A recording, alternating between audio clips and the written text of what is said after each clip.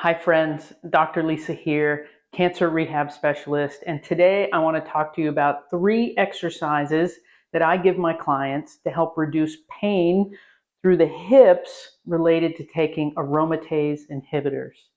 Now, if you take aromatase inhibitors or estrogen blockers as part of your treatment for breast cancer, then you may be aware of some of the different joint pains that can happen as a result of those medications. So one of the things I really try to work with my clients on is building resiliency in those tissues, reducing pain so that you can do the daily activities that you want to do with much more comfort. So this one works well in conjunction with the stretching video. So if you haven't seen that one, see the link below.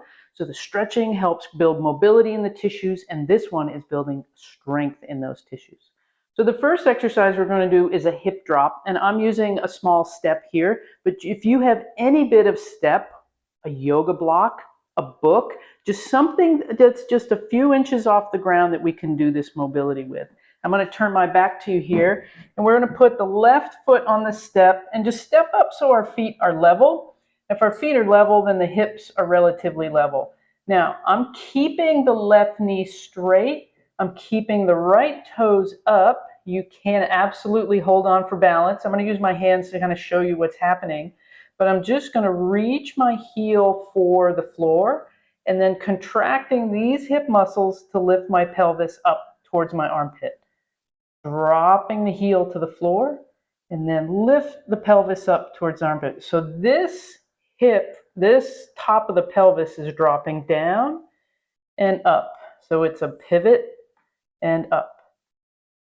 Drop and lift. And this is working the lateral hip stabilizers of the left hip.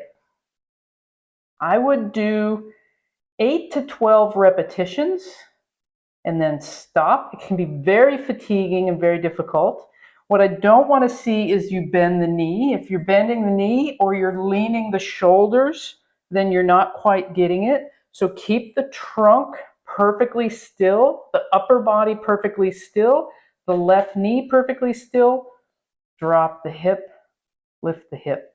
So there should be no other movement than what's happening right here. If you're doing this, then you're really trying to compensate, or if you're bending the knee, then you're really trying to compensate. So take your time, work on that technique. Start with 8 to 12 repetitions.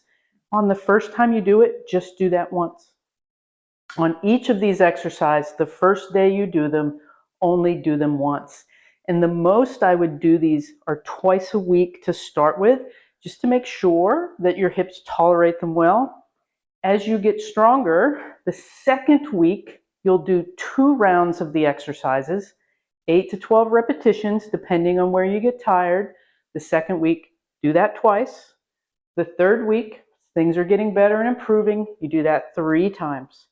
So 8 to 12 repetitions, stopping at that fatigue point, 3 rounds.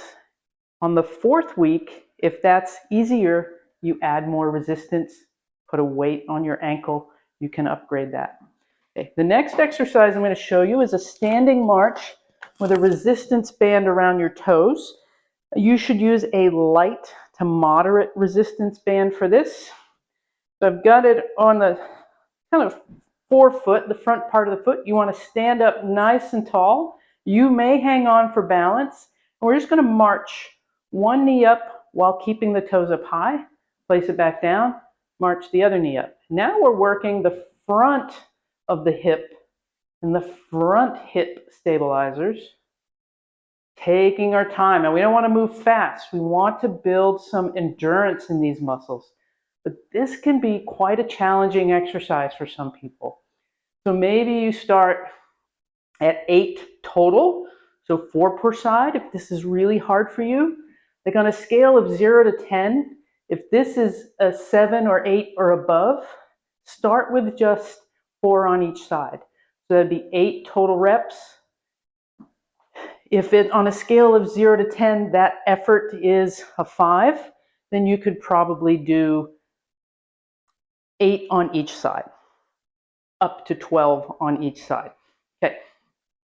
So next, we're going to move this rubber band up above the knees to the thighs. So just up above the knees. And for this, you want a moderate band to start with, so not too light. We want to feel that work through the hips.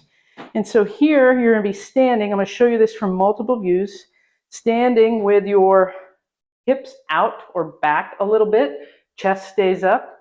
We're going to come onto one leg and I'm going to open. So I call these standing clamshells or standing fire hydrants. So this knee is moving out and we're strengthening the muscles right here on this part of the hip. I'll show you from the back.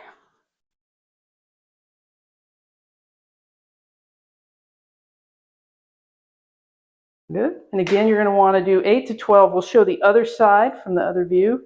And what I see sometimes, if people have a little weakness or a little stiffness, is they'll do this with the knee in front of the other leg. We don't want that. We want this knee to be slightly behind the other leg and reaching back at an angle. Notice that my upper body is not moving. Trying to be still. All the movement is coming right here at the hip joint. So shoot for 8 to 12 on each leg, 1 set the first week, twice a week exercises, second week, 2 rounds, twice a week, third week, 3 rounds, twice a week. As you do those 3 rounds, if they get easy, you need a stronger band. All right.